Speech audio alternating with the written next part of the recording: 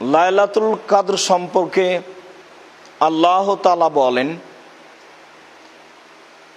ইন্না আনজালনাহু ফি লাইলাতিল কদর, নিশ্চয় আমি কোরআন মাজিদ অবতীর্ণ করেছি কদরের রাতে। ওমা আদরাকা মা লাইলাতুল কদর, মুহাম্মদ সাল্লাল্লাহু আলাইহি সাল্লাম আপনি কি বলতে পারেন লাইলাতুল কদর কি? লাইলাতুল কদর কি তা কি আপনার জানা আছে?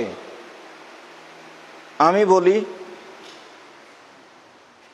লাইলাতুল কদর খায়রুম মিন আলফি শাহর। লাইলাতুল কদর হচ্ছে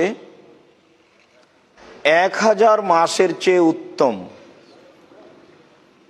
মানুষ 1000 মাস ইবাদত করে যা ফল পাবে, লাইলাতুল কদরে ইবাদত করলে সেই ফল পাবে। তানাজ্জালুল মালাইকাতু ওয়ার রূহ ফিহা বিইذনি রাব্বিহিম। সে রাতে জিবরাইল আলাইহিস সালাম এবং ফেরেশতাগণ অবতীর্ণ হন তাদের প্রতিপালকের অনুমতি সাপেক্ষে। মিন কুল্লি আমর, প্রত্যেকটা জিনিস নিয়ে, 1 বছরে যা কিছু হবে তা নিয়ে ফেরেশতাগণ জিবরাইল সহ সে রাতে অবতীর্ণ হন। সালামুন হিয়া হাত্তা মাতলাইল ফজর, এই রাতটি নিরাপত্তায় কল্যাণে পরিপূর্ণ থাকে, শান্তিপূর্ণ থাকে রাতটি ফজর পর্যন্ত। আল্লাহ তাআলা অত্র রাতে কোরআন মাজিদ অবতীর্ণ করার কথা বলার পরে আমাদের নবীকে জিজ্ঞাসা করলেন, আপনি কি বলতে পারেন লাইলাতুল কদর কি? আমাদের নবী কিছু না বলেই আল্লাহ তাআলা নিজেই বললেন, লাইলাতুল কদর হচ্ছে এই। তার প্রথমে তিনি বললেন তা হচ্ছে ইবাদতগতভাবে 1000 মাসের চেয়ে উত্তম। রাত্রি এমন এক রাত, সে রাতটি এমন এক রাত যে রাতে জিবরাইল আলাইহিস সালাম সহ ফেরেশতাগণ অবতীর্ণ হন। আর অবতীর্ণ হওয়া বিষয়টি ব্যক্তিগতভাবে নয়, তাদের প্রতিপালকের অনুমতিতেই নেমে আসেন। প্রত্যেকটা বিষয় নিয়ে যা 1 বছরে হবে, রাতটি শান্তিপূর্ণ থাকে ফজর পর্যন্ত। আল্লাহ তাআলা লাইলাতুল কদর সম্পর্কে বিবরণগুলি স্পষ্ট করলেন। যদিও ভারত, বাংলাদেশ, পাকিস্তানের হাজারো মানুষের কথা, সেটা হচ্ছে শাবে বারাত বা বারাতের রাত বা শাবে কাদার। শাবে বারাত নয়, একে বলে শাবে কাদার। শাবটা ফার্সি আর কাদর মানে নির্ধারণ রাত। এইটাকে তারা ধরে নিয়েছে 15ই শাবান। 15ই শাবানে 1 বছরে যা কিছু হয় তা নির্ধারণ হয়। আল্লাহ তাআলা তা বলেছেন লাইলাতুল কদরে হয়। লাইলাতুল কদর, আয়েশা রাদিয়াল্লাহু তাআলা আনহা বলেন, রাসূল সাল্লাল্লাহু আলাইহি ওয়াসাল্লাম বলেছেন, তাহাররাও লাইলাতুল কদরি মিনাল আশরিল আওয়াখির ফিল বিত্রে মিনাল আশরিল আওয়াখির মিন রমাদানা। তোমরা লাইলাতুল কদর খুঁজো রমজানের শেষ দশকে বিজোড় রাতে। বুখারী, মুসলিম, প্রায় সব হাদিস গ্রন্থেই রয়েছে, তবে বিশেষভাবে বুখারী মুসলিম উল্লেখযোগ্য। অত্র হাদিসে আমাদের নবী মুহাম্মদ সাল্লাল্লাহু আলাইহি সাল্লাম বলেন, এই গুরুত্বপূর্ণ রাতটি তোমরা অন্বেষণ করো, খুঁজো। রমজানের শেষ দশকে বিজোড় রাতে খুঁজো। আয়েশা রাদিয়াল্লাহু তাআলা আনহা বলেন, কানান নবী সাল্লাল্লাহু আলাইহি সাল্লাম ইয়াজতাহিদু ফিল আশরিল আওয়াখির মা লা ইয়াজতাহিদু ফি গায়রিহি। আল্লাহর নবী লাইলাতুল কদরকে খোঁজার জন্য রমজান মাসের শেষ দশকে যত চেষ্টা প্রচেষ্টা করতেন, অন্য কোনো সময়ে তত চেষ্টা করতেন না। প্রাণপণে চেষ্টা করতেন লাইলাতুল কদর খোঁজার জন্য রমজানের শেষ দশকগুলিতে। আসলে মর্যাদা অনেক বেশি তো, যার কারণে প্রাণপণে চেষ্টা করতেন। আবু হুরায়রা রাদিয়াল্লাহু তাআলা আনহু বলেন, রাসূল সাল্লাল্লাহু আলাইহি ওয়াসাল্লাম বলেছেন, মান কামা লাইলাতুল কদর, কেউ যদি রাতে লাইলাতুল কদর খুঁজে লাইলাতুল কদর হিসেবে ইবাদত করে, গফিরা লাহু মা তাকাদ্দামা মিন জামবিহি, তাহলে তার অতীতের সব পাপ ক্ষমা করা হবে। জীবনের সম্পূর্ণ পাপ ক্ষমা পাওয়ার একটা বিশাল রাত, সেটা হচ্ছে লাইলাতুল কদর। সময়ের গতিতে হবে। উল্লেখ্য যে লাইলাতুল কদর হলেও বেহিসাব ইবাদত চলবে তা নয়, তবে তাসবিহ তাহলিল ক্ষমা চাওয়া তা ভিন্ন কথা। বেহিসাব সলাত চলবে না। বেহিসাব সলাত চলে সপ্তাহে একদিন, জুমার দিন ফজরের পর, সূর্য ওঠার পর থেকে নিয়ে জুমার আজান পর্যন্ত যে যা পারে সলাত আদায় করবে, যার পক্ষে যত সম্ভব। 100, 500, 1000 নয়। বেহিসাব সলাত আদায়ের সময় হলো মানুষের জন্য সপ্তাহে একদিন, তা হলো জুমার দিন সূর্য ওঠার পর থেকে নিয়ে আজান পর্যন্ত। এছাড়াও মানুষের অতীব সম্মানী জায়গা, আল্লাহ তাআলার পক্ষ থেকে অতীব সম্মানী মসজিদ, তা হচ্ছে হারাম মসজিদ, মসজিদে হারাম, কাবা ঘর। রাসূল সাল্লাল্লাহু আলাইহি সাল্লাম বলেছেন, লা তামনাউ আহাদান আন ইউসাল্লি আও ইয়াতুফা লাইলান ওয়া নাহারান ফি আইয়াতি শাআতিন লাইলান ওয়া নাহারান। তোমরা 24 ঘন্টায় রাত দিন কোন সময়তেই কাবা ঘরে সালাত আদায় করতে ও তওয়াফ করতে মানুষকে নিষেধ করবে না। বেহিসাব সালাত চলার জায়গা কাবা ঘর, যেখানে 24 ঘন্টা সালাত আপনি আদায় করতে পারেন। ওখানে সূর্য ডুবছে উঠছে, মাথার উপরে আছে, এই হিসাব নেই। আর বেহিসাব সালাত জুমার দিন, তা হলো এই থেকে এই পর্যন্ত। লাইলাতুল কদর একটি ইবাদতের ভিন্ন ধরনের রাত। আয়েশা রাদিয়াল্লাহু তাআলা আনহা বলেন, রাসূল সাল্লাল্লাহু আলাইহি ওয়াসাল্লাম বলেছেন, ইলতামিসুহা ফি তাসিয়াতিন তাবকা ফি সাবিয়াতিন তাবকা ফি খামিসাতিন তাবকা। তোমরা লাইলাতুল কদর খুঁজো যখন রমজানের 9 দিন বাকি আছে, যখন 7 দিন বাকি আছে, যখন 5 দিন বাকি আছে। তাহলে বিবরণে বোঝা যায় লাইলাতুল কদর 21, 23, 25। অন্য এক বর্ণনায় রাসূল সাল্লাল্লাহু আলাইহি সাল্লাম বলেন, ফালতামিসুহা, তোমরা লাইলাতুল কাদর খুঁজো, আত্তাসে আতা অসাবে আতা অল খামে সাতা, 29 রমাজান, 27 রমাজান, 25 রমাজান। যখন তিনি বললেন 25 রমাজান, 27 রমাজান, 29 রমাজান, তখন তিনি বললেন যে আমি লাইলাতুল কাদর অবগত হয়েছি কোন রাত সেটা আমি বলবো তোমাদেরকে। মর্মে বাড়ি থেকে বের হলাম, দেখি রাস্তায় 2জন লোক তর্ক বিতর্ক করছে।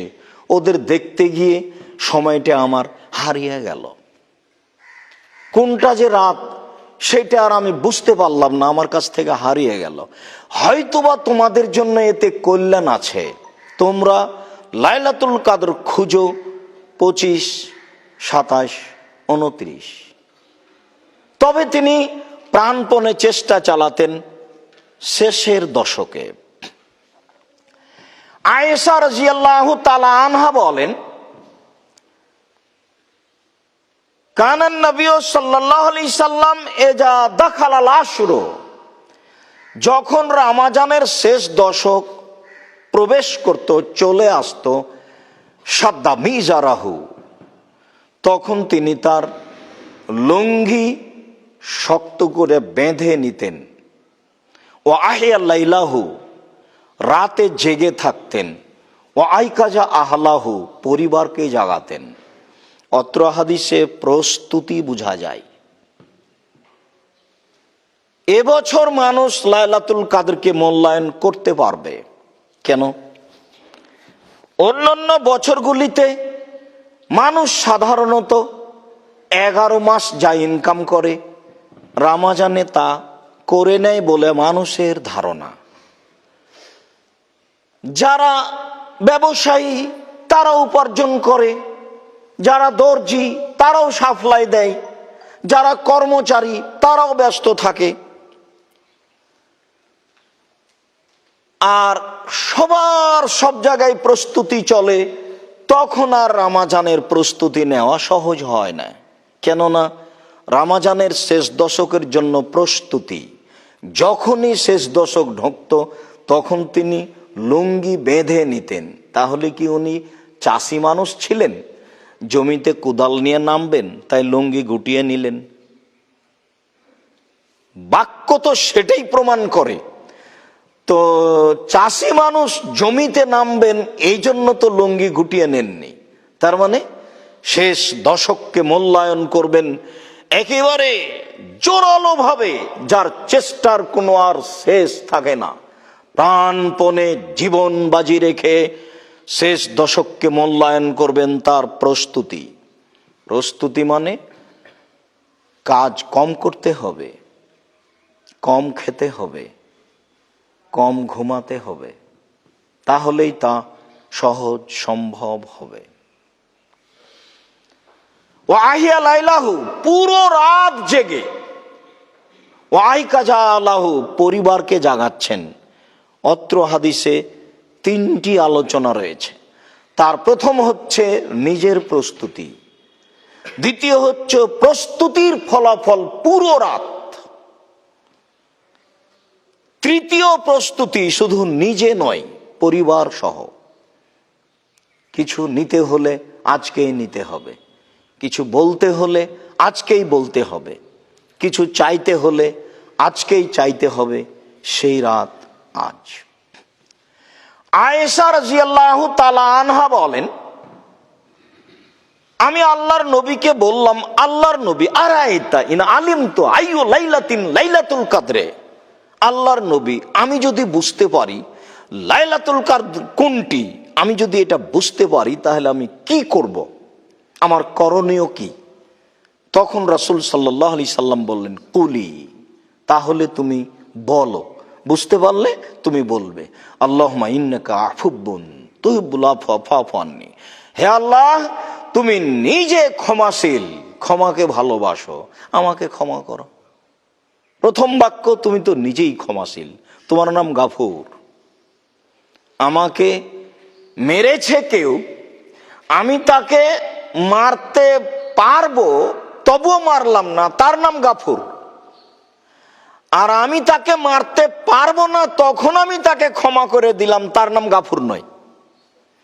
তা আল্লাহ বলছেন আমি গাফুর, আমি মারতে পারি যে কোনো সময়, কিন্তু আমি মারলাম না, তার নাম গাফুর, উনি তো সব সময় গাফুর। তো আল্লাহ নবী বলছেন যে ঠিক আছে আয়েশা তুমি বলো, আল্লাহ গাফুর, তুই তো ক্ষমাশীল, তুমি তো গাফুর, আর তুমি ক্ষমাকে ভালোবাসো, মানে এইটা আরো সন্তুষ্ট করা হচ্ছে। শেষ কথাটা পরে, যেটা প্রয়োজন সেটা পরে। প্রথম কথা তুমি তো ক্ষমাশীল, এইটা দিয়ে তাকে সন্তুষ্ট করা হচ্ছে। দ্বিতীয় বাক্য ক্ষমাকে ভালোবাসো, এটা দিয়ে আরো সন্তুষ্ট করা হলো। তৃতীয় বাক্য তাহলে আমাকে ক্ষমা করো। অতীব গুরুত্বপূর্ণ দোয়া, সিজদাই বলার চেষ্টা করতে হবে।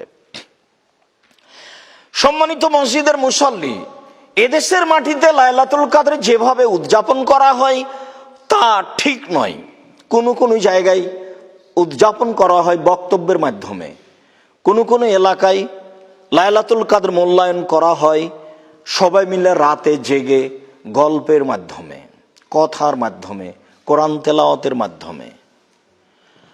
আর 30 দিনে 30 পারা কোরআন পড়তে হবে 20 রাকাত তারাবিতে, এইটা তো একটা আছেই। আসলে কিভাবে মূল্যায়ন করা যায়? আয়েশা রাদিয়াল্লাহু তাআলা আনহা বলেন, খারাজান নবী সাল্লাল্লাহু আলাইহি ওয়াসাল্লাম ফি জাওফিল লাইলে ফাসাল্লা ফিল মসজিদ।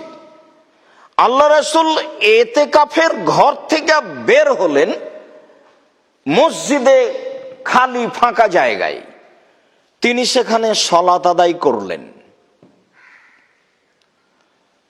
অরেজালুন সাল্লু বিসালাতিহি, অনেক মানুষ তার সাথে সালাত আদায় করলো।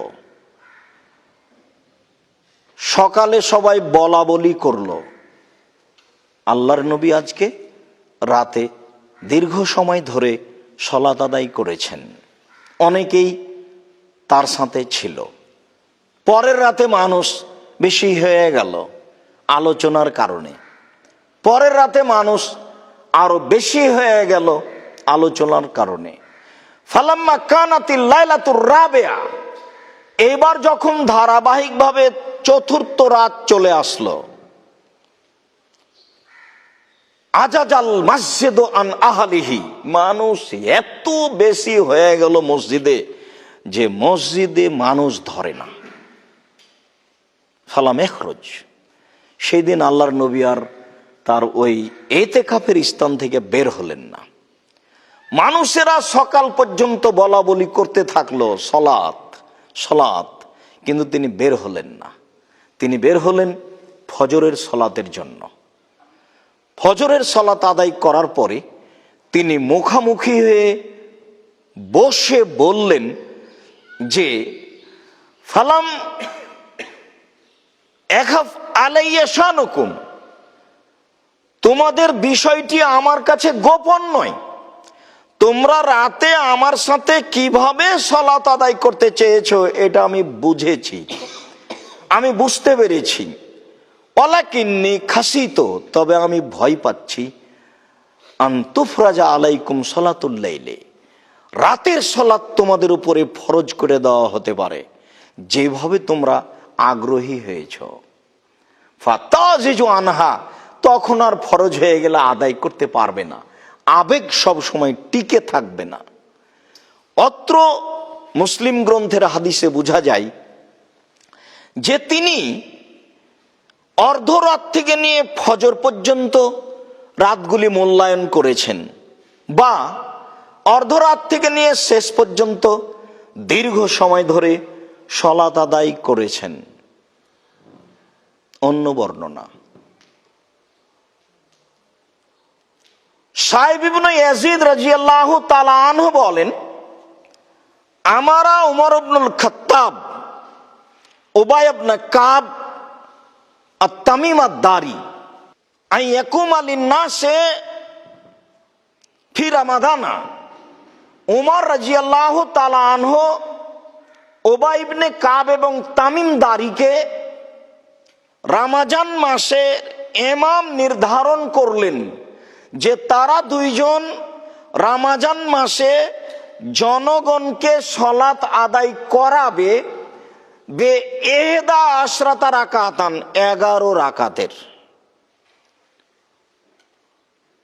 ফাকান আল কারি ইয়াকরাউ বিল মিন, দেখা গেল ইমাম সাহেব কোরআন তেলাওয়াত করেন ওই সব সূরাগুলি যেই সব সূরাগুলিতে 100 আয়াত রয়েছে, 100 আয়াত সম্বলিত সূরাগুলি পড়তে লাগলেন। কুন্না নাতামিদু আলাল আসা মিন তুলিল কিয়ামে, দীর্ঘ সময় দাঁড়িয়ে থাকার কারণে আমরা লাঠির উপরে হেলান দিতে লাগলাম।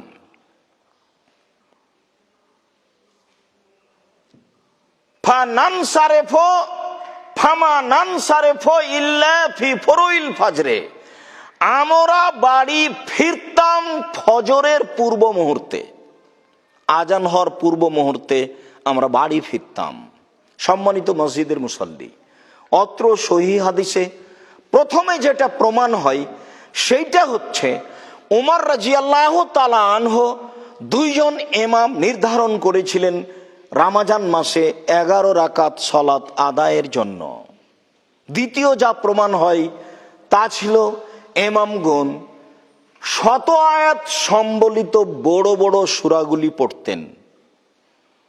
তৃতীয় প্রমাণ হয় এত লম্বা কেরাত ছিল, কেরাত শেষ হতো না, মুসাল্লিরা ক্লান্ত হয়ে লাঠিতে হেলান দিত। পরের বাক্যে প্রমাণ হয় যে সাহাবীগণ ওই সময়তে ফিরতেন যেই সময়তে ফজর হয়ে আসছে, এই ফজর হবে এরকম পর্যায়ে। অন্য বর্ণনায় এসেছে মুসলিম গ্রন্থে এত লম্বা কেরাত হতো যে অনেক সময় আমরা কেউ আশঙ্কা করতাম যে সালাত ছেড়ে দিই, এত দীর্ঘ সময় দাঁড়িয়ে থাকা যাবে না। সম্মানিত মসজিদের মুসল্লি, আমরা বলছিলাম লাইলাতুল কাদর, রাতের সালাত। লাইলাতুল কাদরকে যথাযথভাবে দীর্ঘ সময় ধরে সালাত আদায় করে মূল্যায়ন করার জন্য অনুরোধ জানাচ্ছি। লম্বা সূরা মুখস্থ থাকলে বলবেন, কিছুই না থাকলে সূরা ইখলাস তো আছে, 100 বার পড়বেন। পড়তে পড়তে পড়তে যখন আর দাঁড়িয়ে থাকতে পারছেন না তখন রুকুতে যাবেন, সুবহান রব্বিল আজিম বলবেন যতবার সম্ভব। আর রুকুতে থাকতে পারছেন না তখন উঠে আসেন, সিজদায় যান, সুবহান রব্বিল আলা বলেন যতবার সম্ভব, যতক্ষণ থাকতে পারেন। উঠে আসেন, দোয়া পড়েন, আবার সিজদায় যান, যতক্ষণ সম্ভব থেকে যান।